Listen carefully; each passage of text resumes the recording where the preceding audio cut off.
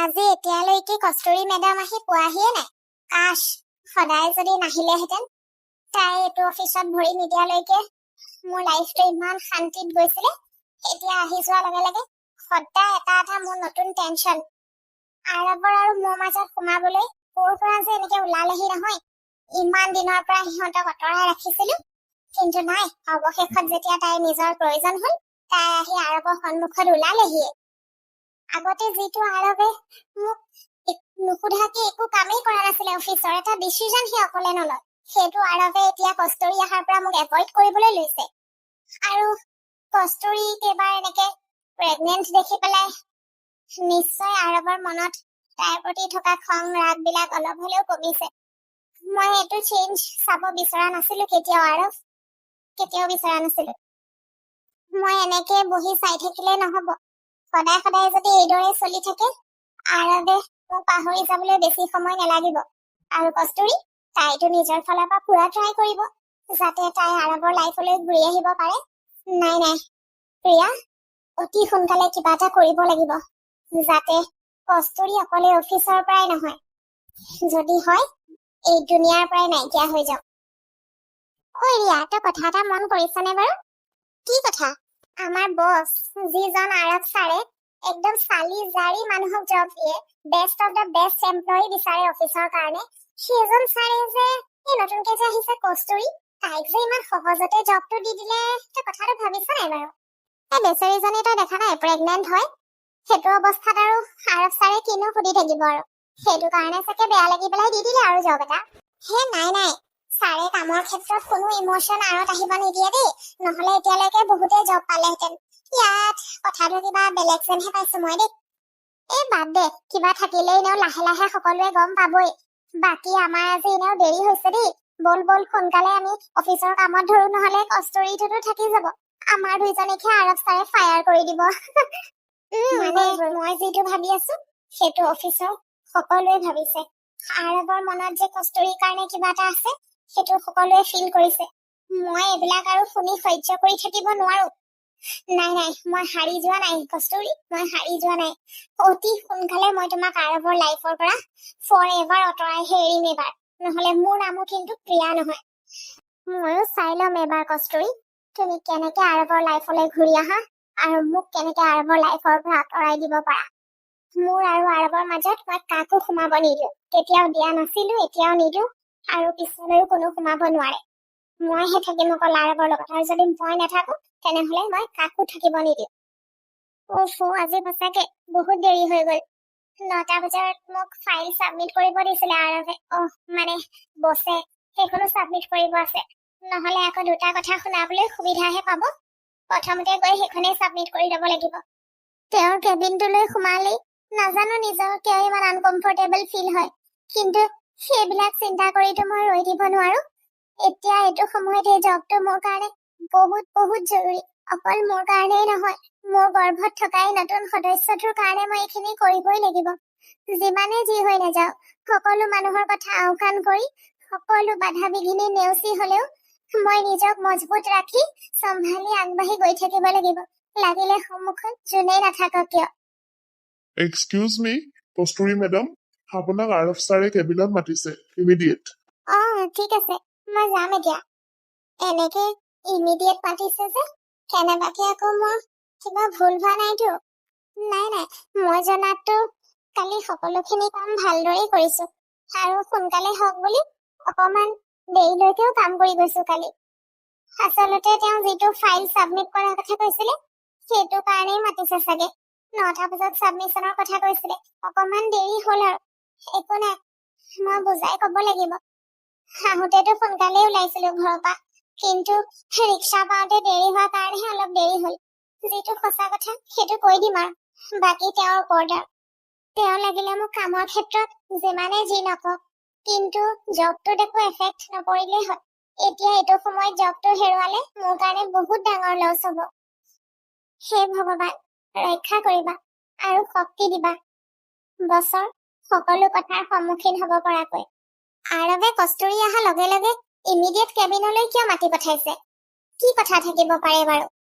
কস্তুৰীয়ে কব দৰে অকল ফাইল সাবমিশনৰে কথা, নে আন কিবা?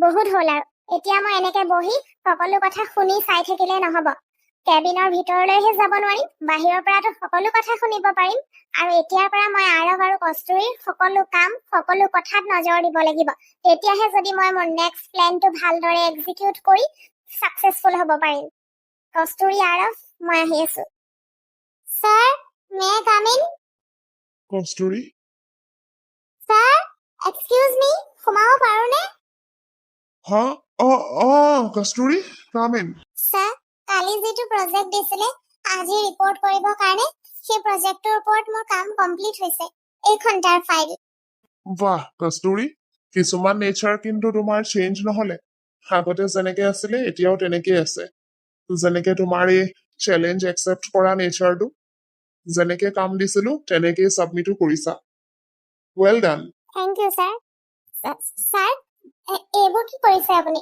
দৰ্জাৰ লকটো কিয় লগাইছে কাৰণ কস্তুৰী তোমাৰ লগত মোৰ কিছুমান ইম্পৰ্টেণ্ট আৰু পাৰ্চনেল কথা আছে যিবিলাক মই ইয়াত নুসুধিলে আৰু ক'তো সুধিবলৈ তোমাক সুবিধা নাপাম কাৰণ তুমি অফিচৰ বাহিৰত মোক কেতিয়াও লগ নকৰা বুলি মই গম পাওঁ আৰু অফিচত কোনোবাই যাতে এইবিলাক কথা গম নাপায় সেইটো কাৰণে মই দৰ্জাখন লক কৰিছো মই নাই বিচৰা যে অফিচৰ অন্য এমপ্লয়ী সকলে তোমাৰ আৰু মোৰ কিবা পাৰ্চনেল কথা গম পাই পেলাই কেতিয়াবা যাতে বেয়া কথা এটা শুনাবলৈ সুবিধা পায় মোকতো বাৰু কোনেও একো নকয় কাৰণ অফিচৰ বছৰ সন্মুখত কোনেও একো কথা কবলৈ সাহস নকৰে কিন্তু তোমাক বিভিন্ন ধৰণৰ কথা শুনাব পাৰে আৰু সেইবিলাক মোৰ ভাল নালাগিব সেইটো কাৰণে মই এই প্ৰাইভেচিখন লৈছো কিন্তু মইতো কালিয়ে কৈ দিছো যে মই ইয়াত কোনো পাৰ্চনেল কথা পাতিব অহা নাই প্ৰফেচনেলিহে জইন কৰিছো আৰু মই ফাইল সাবমিট কৰিব আহিছিলো কৰিলো এতিয়া মই বাহিৰলৈ যাম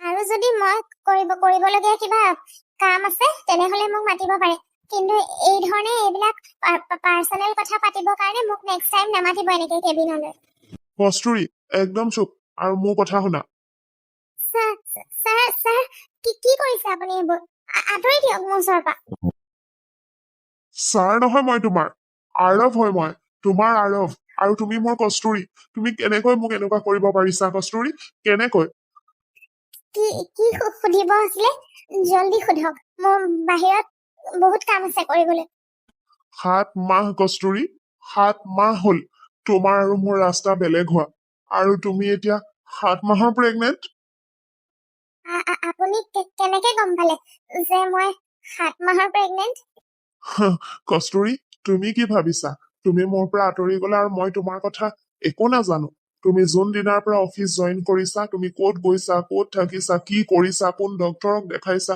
সকলো ইনফৰমেশ্যন মোৰ ওচৰত আছে আৰু সেই ডক্তৰকে সুধি পেলাই মই গম পালো যে তুমি এতিয়া 7 মান্থছ প্ৰেগনেণ্ট কস্তুৰী এতিয়া তুমি সঁচা কথা কোৱা নিজৰ মুখেৰে মোৰ পিছপিনে তুমি এইবিলাক কি গেম খেলিলা কিয় খেলিলা তুমি মোৰ লগত এনেকুৱা গেম কোৱা সঁচা কথা কোৱা কাৰ বেবী হয় এইটো শুনিছা নাই তুমি কস্তুৰী মই কিবা এটা সুধি আছো তোমাক শুনিছো আৰৱ শুনিছো বহুত স্পষ্টকে আৰু বহুত ডাঙৰকৈ অকল তোমাৰ হাৰ্টবিট তুমি ইমান ওচৰত আছা মোক যে মই তোমাৰ কথাতকৈ বেছি তোমাৰ হাৰ্টবিট শুনিব পাৰিছো কস্তুৰী এতিয়া এইবিলাক কথা কৈ পেলাই তুমি কথা নসলাবা মই যিটো সুধিছো সেইটো কোৱা কাৰ বেবী হয় এইটো আৰৱ প্লিজ কস্তুৰী আজি নাভাবিবা যে তুমি মোৰ প্ৰশ্নৰ পৰা সাৰি যাব পাৰিবা যেতিয়ালৈকে তুমি মোক আনচাৰ নিদিয়া যে কাৰ বেবী হয় এইটো তেতিয়ালৈকে আজি এইটো ৰুমৰ পৰা না তুমি ওলাই যাবা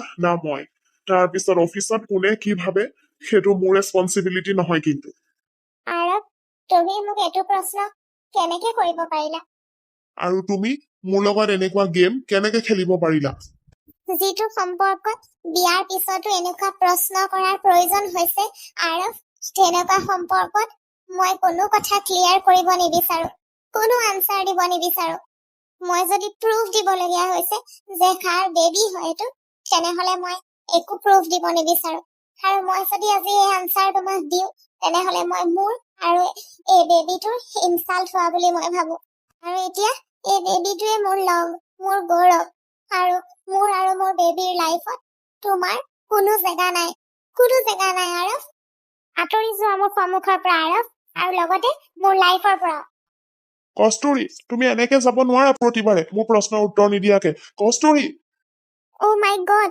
যিটো কথাৰ কাৰণে মোৰ ভয় লাগি আছিলে সেইটোৱে হবলৈ গৈ আছে। আজি আৰৱে কস্তুৰীক সুধিলেই যে বেবীটো কাৰ। আজি বাৰু তাই খঙতে নকলে, কিন্তু এনেকেনো তাই কিমান দিন থাকিব? এদিন নহয় এদিন তাইওতো গলিব।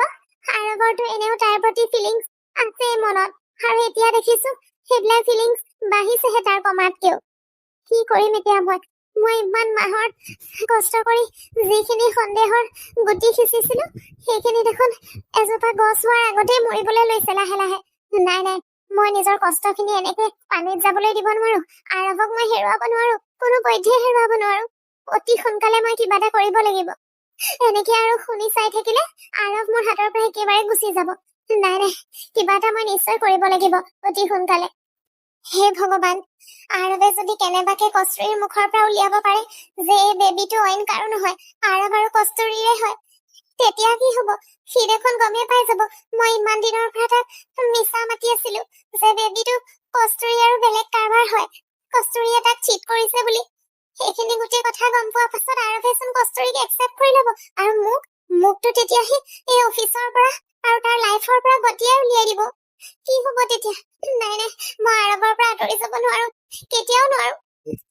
নাই নাই, মোৰ হাতত সময় বহুত কম আছে। যি কৰিবলগীয়া আছে আজি ৰাতিৰ ভিতৰতে কৰিব লাগিব। আৰৱ আৰু কস্তুৰীক মই কেতিয়াও এক হবলৈ দিব নোৱাৰো। কস্তুৰীক আৰু এই বেবীটোক আৰৱৰ লাইফৰ পৰা আৰু পাৰিলে এই দুনিয়াৰ পৰা আঁতৰাই পঠাব লাগিব। এনেকে যদি মই ভাবি চিন্তি বহি থাকো, আৰৱ চিৰদিনৰ বাবে মোৰ হাতৰ পৰা গুচি যাব। নাই নাই, আজি সকলোখিনি মই এক্সিকিউট কৰিম, লাগিলে তাৰ পাছত যি হব দেখা যাব। কস্তুৰী মোক এনেকে ঠেলি পেলাই তুমি অকল মোৰ সন্মুখৰ পৰাহে আঁতৰি যাব পাৰিবা আৰু মই কৰা প্ৰশ্নৰ পৰা সাৰি যাব পাৰিবা, কিন্তু তুমিও মনত ৰাখিবা মই মোৰ এই প্ৰশ্নৰ উত্তৰ উলিয়াইহে এৰিম যেনেকেই নহওক।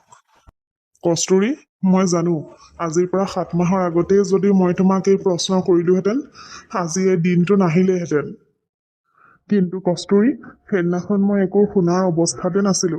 প্ৰিয়াই মোক তোমাৰ কথা যি যি কৈছিলে সেইখিনি শুনাৰ পিছত মই নিজৰ হোষ্ট হেৰুৱাই দি খংটো ৰখাব নোৱাৰি তোমাক ঘৰৰ পৰা ওলাই যাবলৈ দিলো, কিন্তু তুমিওতো মোক নুসুধিলা যে কিয় ঘৰৰ পৰা ওলাই যাব দিছো, কিয় মই ইমান খং কৰিছো।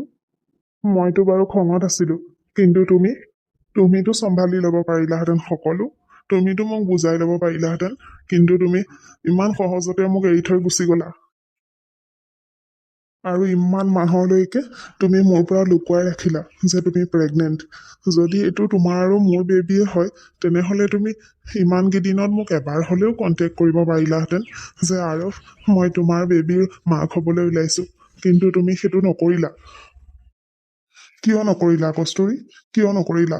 এই বেবীটো যদি মোৰ হয় মোৰ কি কথাটো জনাৰ অধিকাৰ নাই নেকি? মই কি বুলি ভাবিম এতিয়া? কেনেবাকে প্ৰিয়াই কোৱা কথাটো সঁচা নেকি?